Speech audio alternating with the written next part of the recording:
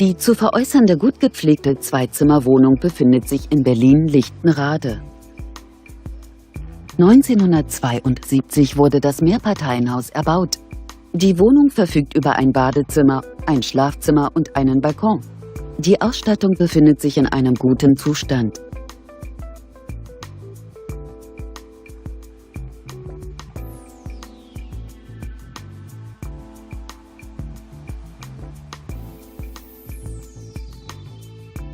Die Etagenwohnung umfasst eine Wohnfläche von ca. 65 Quadratmetern.